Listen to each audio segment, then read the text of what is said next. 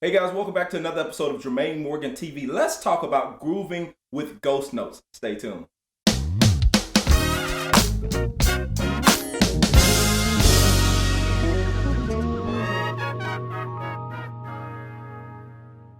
Hey guys, welcome back. In today's lesson, I want to give you 4 tips on growing your groove with using ghost notes. I know this is something that a lot of people have been dealing with, and so I wanted to do a lesson where I talked about it and give you 4 little things you can add to your groove to improve if you want to use ghost notes. So tip number 1, establish the feel. Right out of the gate, the main thing we want to do when we listen to a song is we want to establish the feel for the song. And what I mean by that, so you want to determine if it's a straight feel or if it's a swing feel, because that ultimately is going to determine how you play your ghost notes. For instance, we take this track, and this is a backing track that I uploaded, by the way, and I will put the link in the description as well as link this to this video, so be sure to get this track so you can jam to it all you want to. But in this particular track, we're in the key of C, by the way. Let's play a little bit of it so we can hear it in context.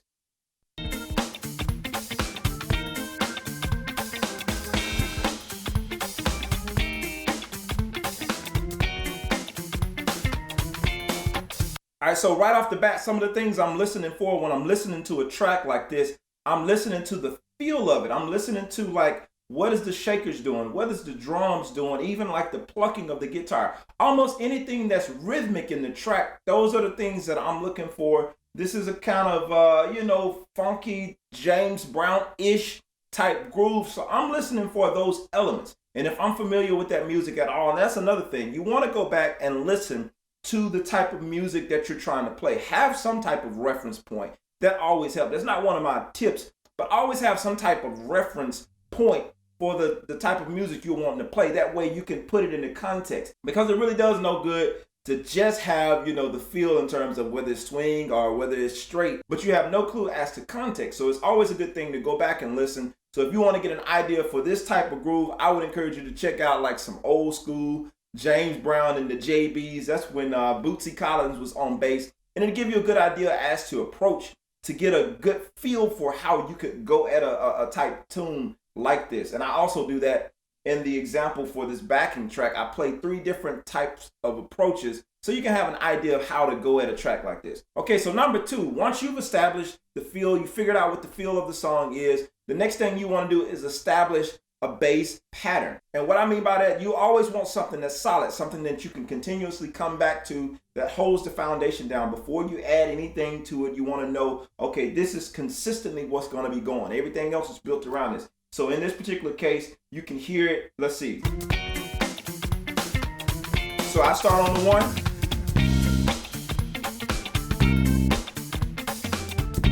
Just following the chord changes to the 4.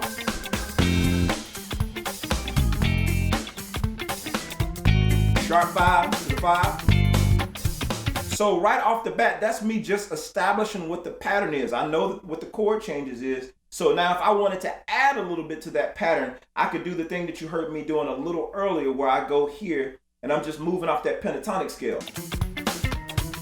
So here.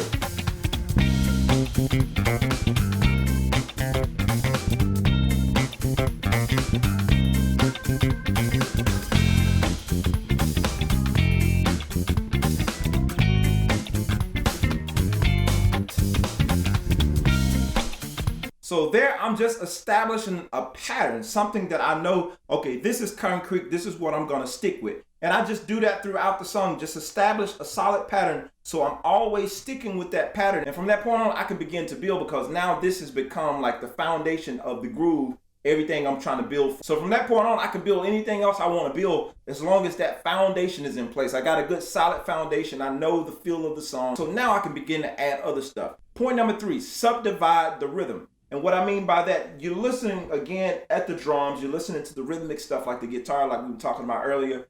Establishing the feel is kind of similar to establishing the feel, but now I'm starting to subdivide 1E and a 2E and a 3E and a 4. Some of you may have heard me talk about that on last week's lesson when I was talking about subdivide before. It's the same scenario here, but you're just simply subdividing the groove and seeing where you fall. Again, that 1E and the 2E and the 3E and the 4. You got to practice on doing that and saying that. But not only are you doing that, now you get in the habit of practicing with your hands subdividing.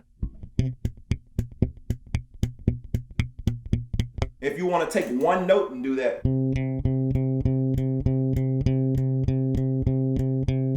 So now I'm subdividing it straight, but if I want to swing it a little bit.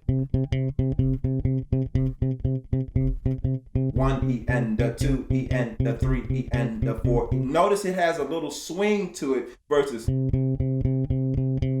this is straight. Swing.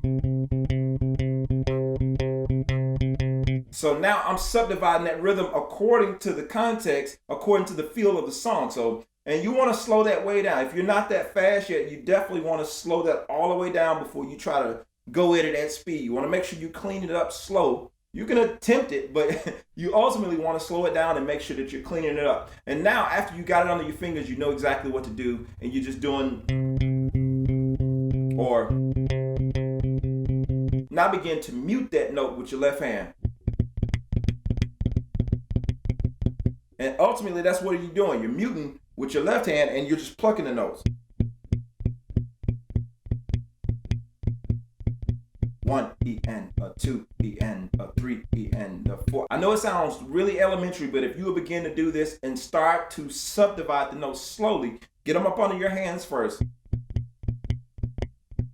Because that's the basic ground foundation thing you want to do to begin to add all of these other elements into things. And so once you get that together, now you start adding your foundation, what you had before.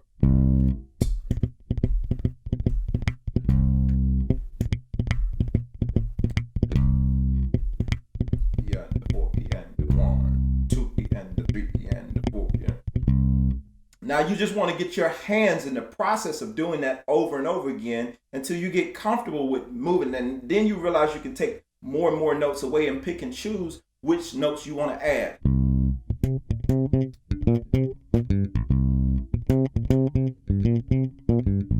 So now I'm moving that around. It's the same pattern I was doing, but now I'm moving it around the strings and I'm making the notes a little bit shorter.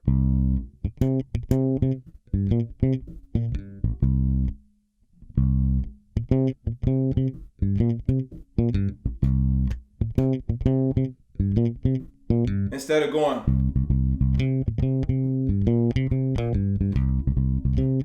now I'm picking and choosing which notes I want to play. Boom.